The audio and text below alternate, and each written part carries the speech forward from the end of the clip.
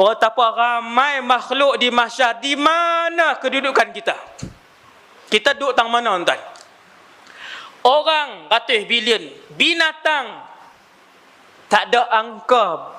Tiada angka yang boleh disebut untuk menyebut berapa banyak binatang di mahsyar. Tak ada angka. Tak ada angka terus, tuan-tuan. Tuan-tuan bayang berapa besar pada mahsyar?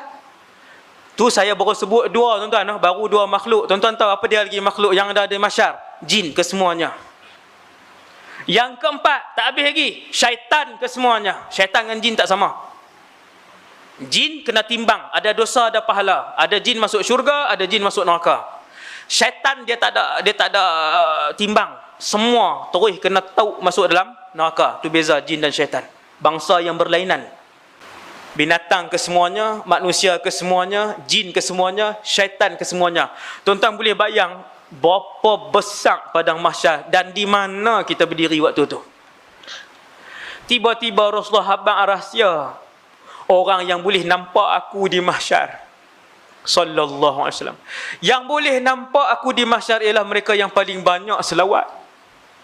Tiba-tiba kita tinggal selawat, bahkan sehari 100 pun tak ada. Jauhnya kita dengan Rasulullah. Tak malu muka nak mengaku umat Nabi. 100 pun tak ada sehari. Tak malu.